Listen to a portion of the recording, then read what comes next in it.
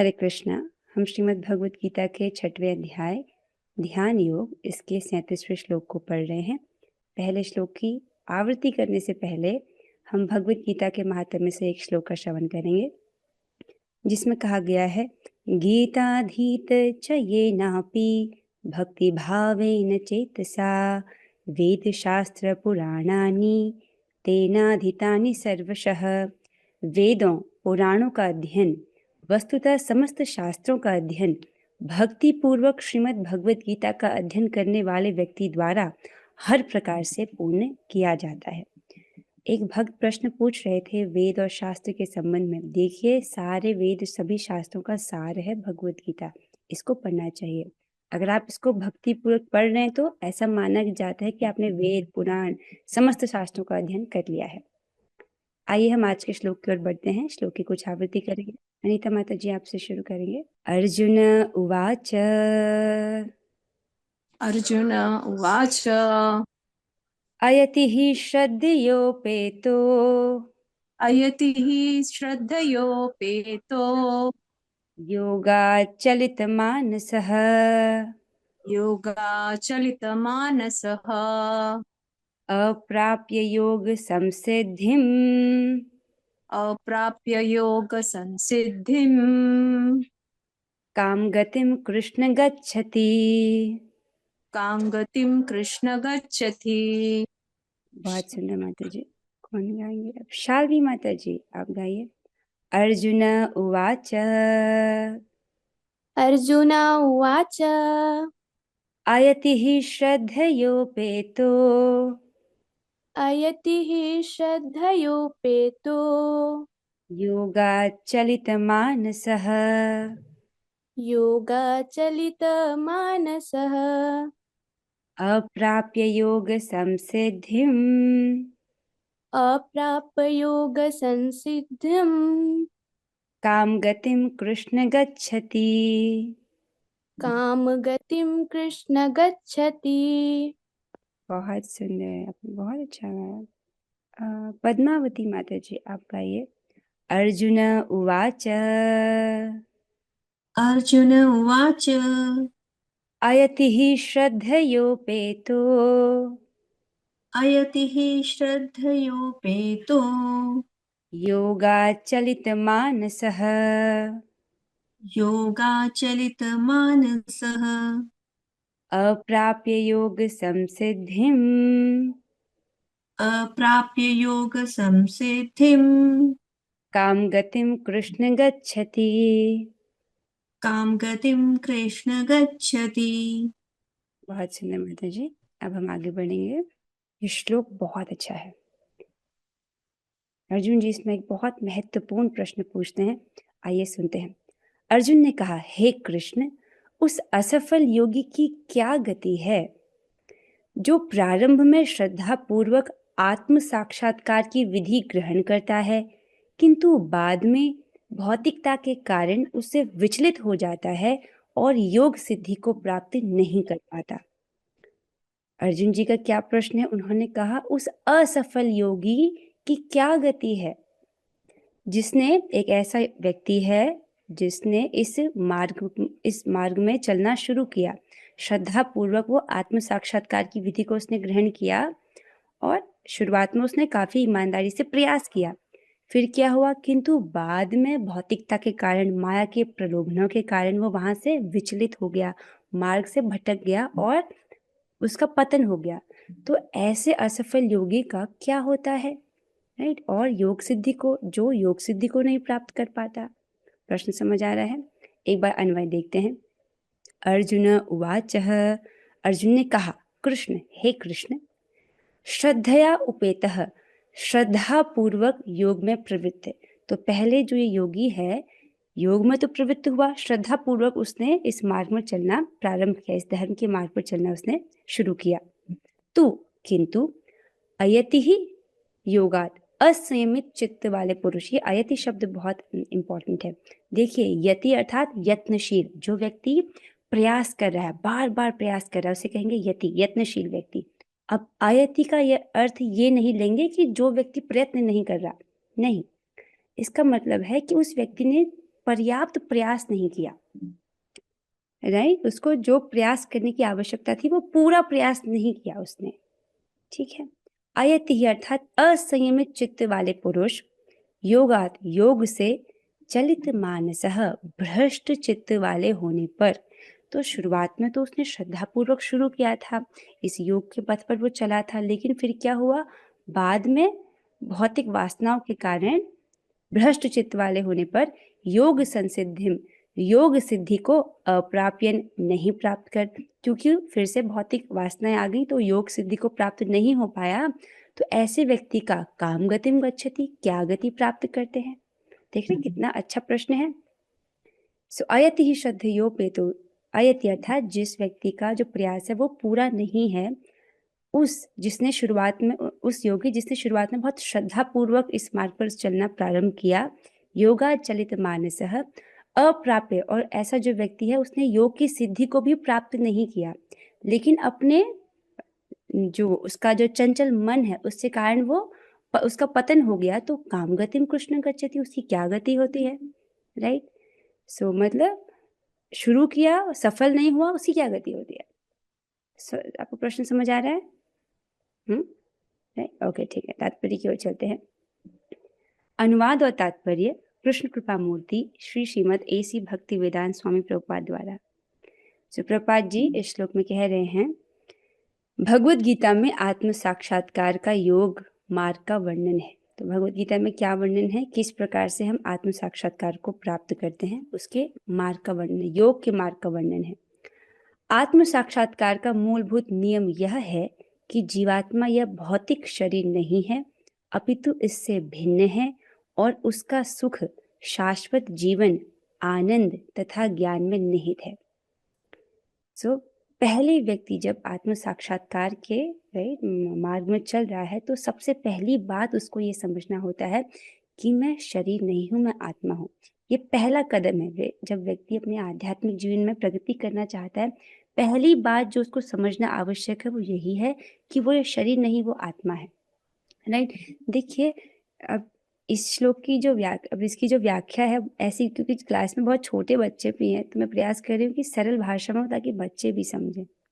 ये जो शरीर है ये तो नष्ट हो जाएगा। अगर व्यक्ति को ये पता ही नहीं हो कि वो आत्मा है, राइट, तो वो इसी जीवन के विषय में सोचेगा। वो सोचेगा कि ये शरीर नष्ट हो जाएगा, जितना समय है मेरे पास इसको ज़्यादा से ज़्यादा इंजॉय करना चाहिए, इस प्रकार की लोग धारणा करेंगे। अब क्योंकि उसको पता है कि मैं शरीर नहीं आत्मा हूँ, तो अगला जन्म भी है, राइट। शरीर तो नष्ट हो जाएगा लेकिन आत्मा नष्ट नहीं होती है, अगला जन्म भी है। इसका मतलब जैसा जैसा हम कर्म करेंगे वो हमको भोगना पड़ेगा। तो गलत कर्म करिए, गलत भोगना पड़ेगा, राइट। तो व्यक्ति सतर्क होता है अपने कर्मों के विषय में कि मुझे कर्म जो करने हैं सोच समझ से करने हैं, धर्म के अनुसार करने हैं। और भगवत गीता हमको बताता है कि कर्म ऐसे करो कि बंधन ना लगे, अर्थात दोबारा जन्म ही ना लेना पड़े। पहली बात तो समझ आ रही है। ये इसलिए समझा क्योंकि कुछ भक्त बहुत नए नए जुड़े हैं, ताकि उनको एटलीस्ट ये वाली बेसिक बात तो समझ आए। तो देखिए पहला मूलभूत नियम तो ये है कि जीवात्मा जो है, हम ये शरीर नहीं है, आत्मा है। अब ये समझना क्यों जरूरी है, देखिए जब हम शरीर में हैं तो लग रहा है ना कि सेब खा के हम सुखी हो जाएंगे, मिठाई खा के सुखी हो जाएंगे, जो भौतिक भोग है उनको प्राप्त करके सुखी हो जाएंगे, आइसक्रीम टेस्टी लगती है हमको, जबकि आइसक्रीम क्या है, एक भौतिक पदार्थ है वो, राइट, एक मटीरियल पदार्थ है जो पंचतत्वों से बना है, लेकिन हमको लगता है नहीं नहीं इसको खा के सुखी हो जाएंगे, राइट। और समझ रहे इस चीज को। तो जबकि जीवात्मा कैसा दिव्य है, वो पंचतत्वों से नहीं बना है, किसी भी भौतिक तत्व से नहीं बना है। आत्मा कभी भी भौतिक चीजों से संतुष्ट नहीं हो सकती है, राइट। जब हम ये समझते हैं अपने विषय में कि आत्मा दिव्य है, इसका मतलब उसका सुख भी दिव्य है, किसी दिव्य वस्तु को प्राप्त करके ही वो संतुष्ट होगा, राइट। इस प्रकार से समझता है, फिर वो प्राप्त करने का प्रयास करता है। उसका सुख कैसा है, शाश्वत जीवन, आनंद तथा ज्ञान में निहित है। ये शरीर तथा मन दोनों से परे है। अब इसको भी समझिए। वैसे तो ये बातें सिंपल हैं, जो भक्त सुनते आ रहे हैं उनको आसान लग रहा होगा, लेकिन कुछ नए भक्त हैं तो इसलिए मैं सोच रही हूँ थोड़ी व्याख्या इन पर होनी चाहिए ताकि उनको भी समझ आए। देखिए जिस अभी हम जैसे रह रहे हैं, इसके बाहर दो आवरण हैं। एक तो बाहर शरीर का आवरण, इसको बोलते हैं स्थूल शरीर, और एक भीतर का आवरण सूक्ष्म शरीर, उसके भीतर है आत्मा। और आत्मा कितना है, बाल के अग्रभाग के 10,000वें जितना, राइट। तो एक जीवात्मा है, अर्थात आपके बाहर दो आवरण है, एक तो आपका सूक्ष्म शरीर मन बुद्धि अहंकार और एक ये स्थूल शरीर। इन दोनों के परे है आत्मा, अर्थात जो शरीर का सुख है ना, आहार निद्रा भय मैथुन, ये आत्मा का सुख नहीं है।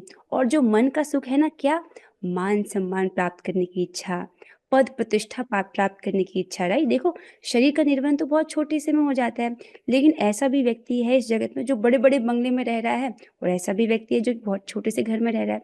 दोनों की शरीर की आवश्यकताएं तो सेम है ना, मनुष्य तो कितना खाता है, लेकिन मन की इच्छा इतनी बढ़ जाती है तो वो व्यक्ति उसको बहुत बड़ा कर लेता है, अपनी जरूरतों का, राइट, अपनी इच्छाओं को। तो ये मन के सुख से भी परे है, राइट। मन और शरीर दोनों के परे है आत्मा।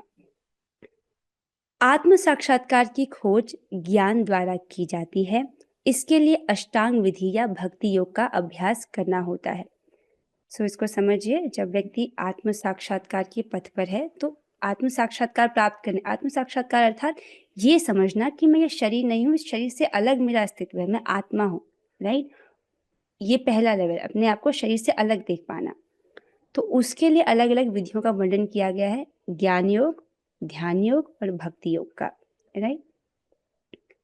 इनमें से प्रत्येक विधि में जीव को अपनी स्वाभाविक स्थिति, भगवान से अपने संबंध तथा उन कार्यों की अनुभूति प्राप्त करनी होती है जिनके द्वारा वह टूटी हुई श्रृंखला को जोड़ सके और कृष्ण भावनामृत की सर्वोच्च सिद्ध अवस्था प्राप्त कर सके। इसको समझिए, इनमें से हर विधि, चाहे वो ज्ञान योग की विधि हो, चाहे वो अष्टांग योग की विधि हो या भक्ति योग की विधि हो, इसमें क्या करना होता है, जीव अपनी स्वाभाविक स्थिति को समझता है कि मैं शरीर नहीं हूँ, मैं मन नहीं हूँ, मैं बुद्धि के भी परे हूँ, राइट।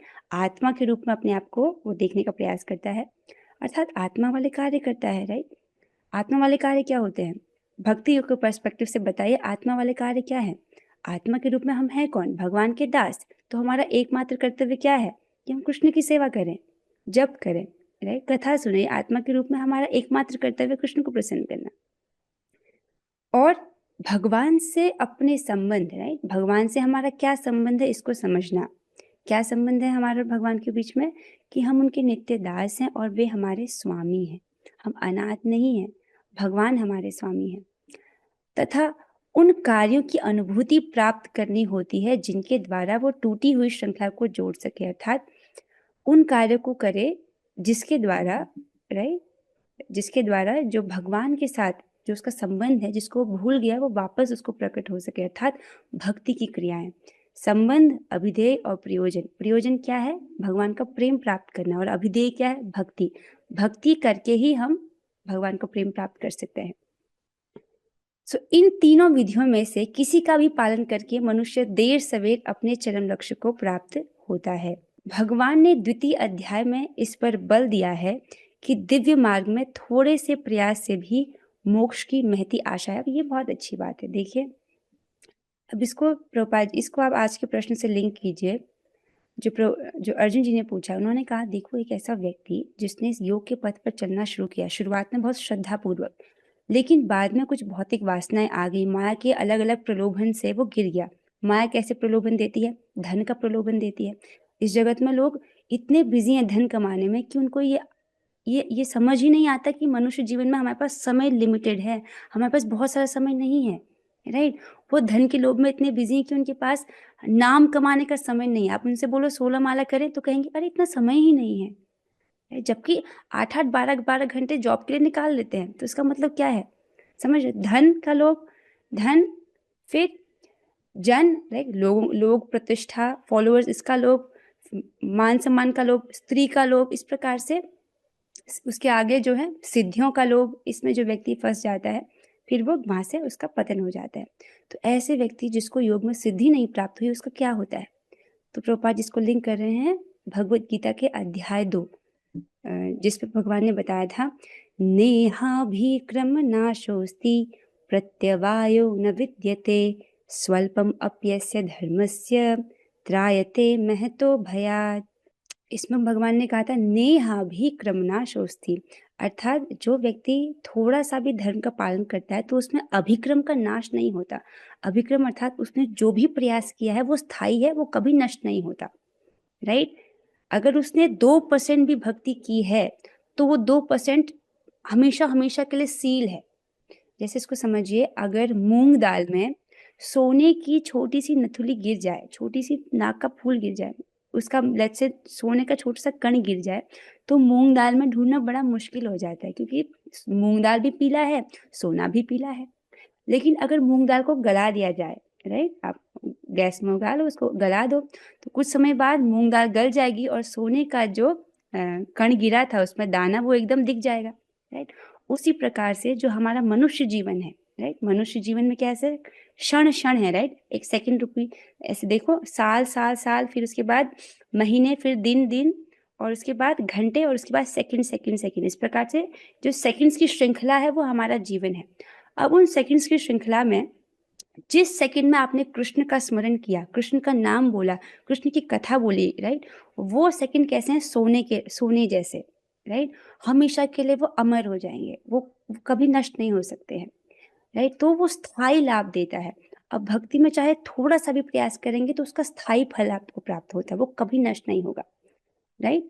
नेहा भी क्रमना शोस्ति प्रत्यवायो न विद्यते, और इसमें क्या है, कोई हानि नहीं है, कोई उल्टा प्रभाव नहीं पड़ता।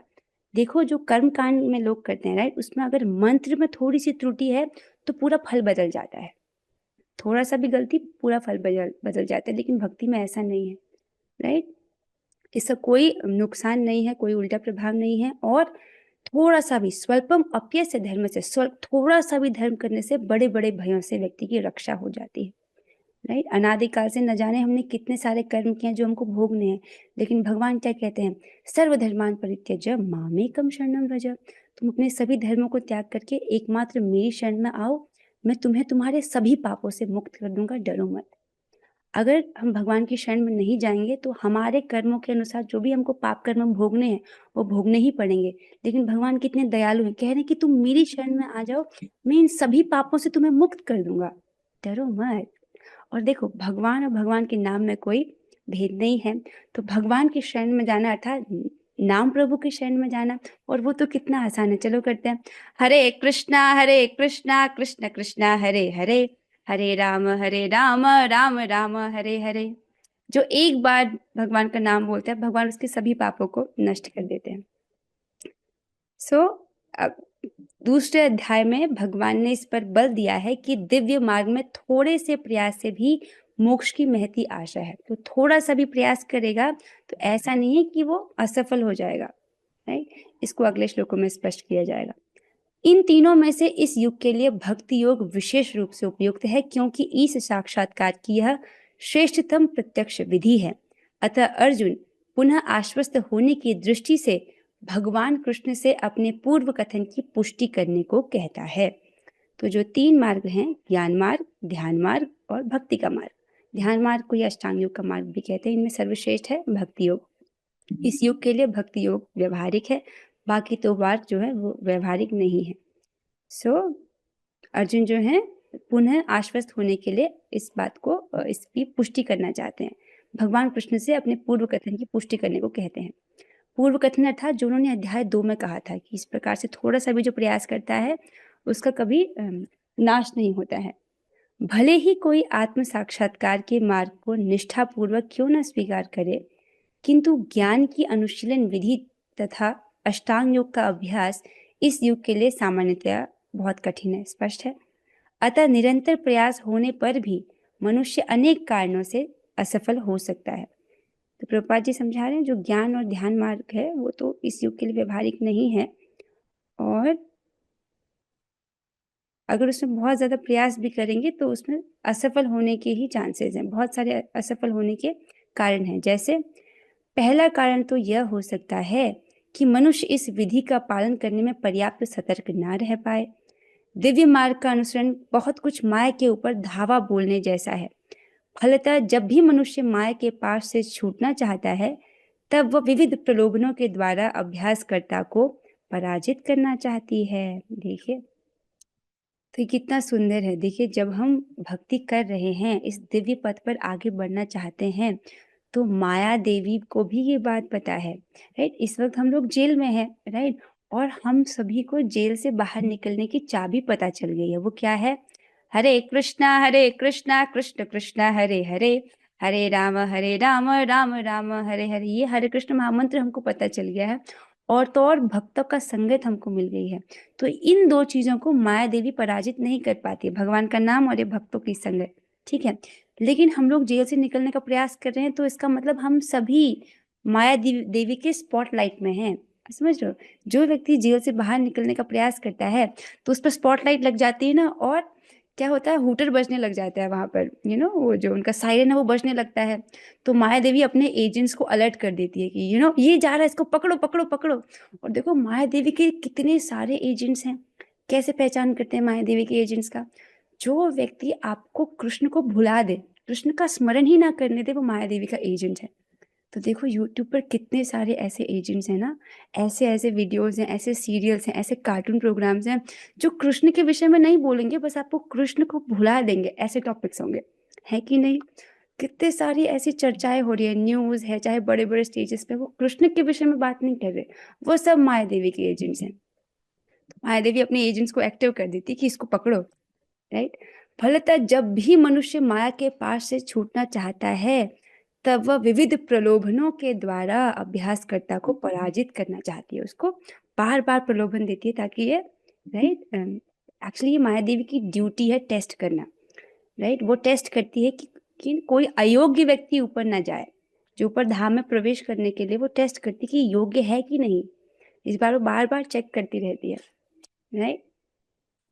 बद्ध जीव पहले से प्रकृति के गुणों द्वारा मोहित रहता है, और दिव्य अनुशासनों का पालन करते समय भी उसके पुनः मोहित होने की संभावना बनी रहती है, राइट?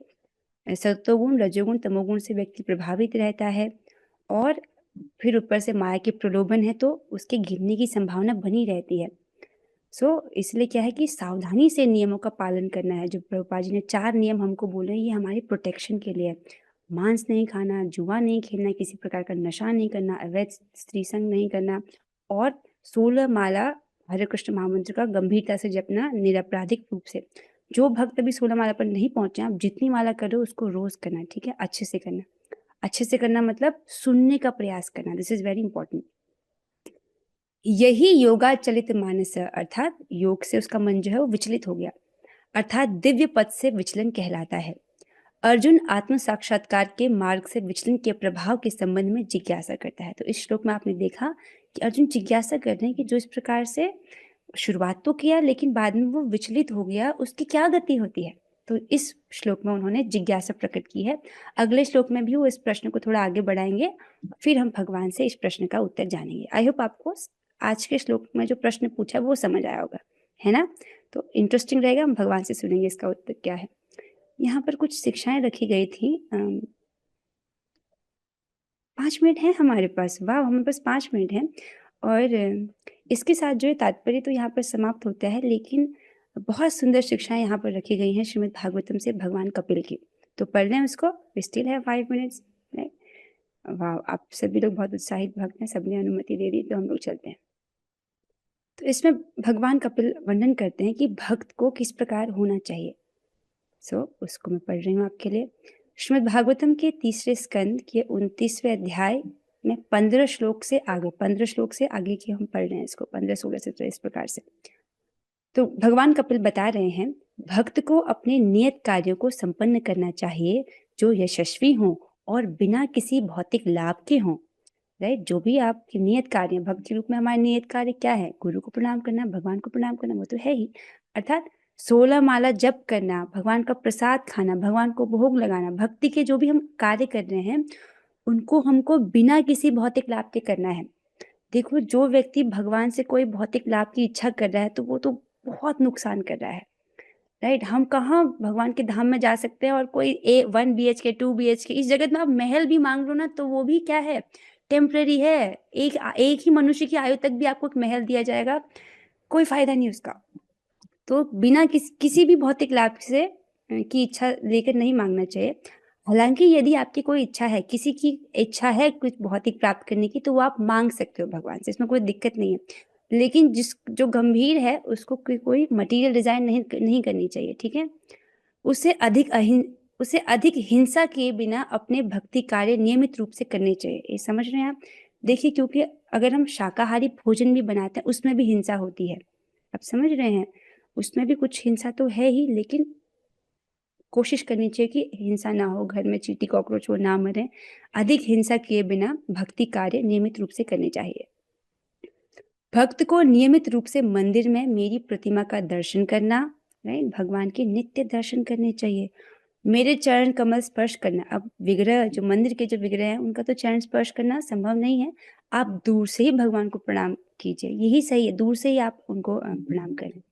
तथा पूजन सामग्री एवं प्रार्थना अर्पित करना चाहिए, right, this is very important कि हम भगवान को प्रार्थना करें, राइट। भगवान हमसे बहुत प्रेम करते हैं और सभी के प्रति बहुत करुणामयी है, तो प्रार्थना जरूर करना चाहिए। उसे सात्विक भाव से वैराग्य दृष्टि रखनी चाहिए और प्रत्येक जीव को आध्यात्मिक दृष्टि से देखना चाहिए, वेरी इंपॉर्टेंट। हर जीवों को ऐसे नहीं देखे कि मेरी माता है, पिता है, मेरे भाई बहन, नहीं, ये सभी भगवान के दास हैं, राइट। और अभी हम लोग अभी इस जगत में क्यों हैं, राइट, यहाँ पे कष्ट क्यों भोग रहे हैं, क्योंकि कृष्ण को भूल गए थे हम। तो मेरा कर्तव्य है कि इनको किस प्रकार से मैं कृष्ण की ओर करीब लेके जाऊँ, राइट। ये समझना कि ये सभी लोग कृष्ण के दास हैं और कैसे मैं इनकी सहायता करूँ कि ये कृष्ण भावना भावित बन सके, ताकि इनके जो जीवन का मूल दुख का कारण है वो नष्ट हो जाए। भक्त को चाहिए कि गुरु तथा आचार्यों को सर्वोच्च सम्मान प्रदान करते हुए भक्ति करे, वेरी इंपॉर्टेंट, वेरी इंपॉर्टेंट। एक बात आप समझिए, भगवान डायरेक्ट कृपा नहीं करते हैं, भगवान अपने भक्तों के माध्यम से कृपा करते हैं, राइट। इसीलिए जो गुरु हैं वो भगवान के प्रतिनिधि हैं, भगवान के भक्तों के माध्यम से करते हैं, इसलिए गुरु का, आचार्यों का, भक्तों का सम्मान करना चाहिए। सर्वोच्च गुरु का तो भगवान के जैसे सम्मान करना चाहिए। तो प्रभुपाद जी भगवान की कृपा मूर्ति है, तो जैसे हम भगवान का सम्मान करते हैं वैसे ही हमको प्रभुपाद जी का सम्मान करना चाहिए।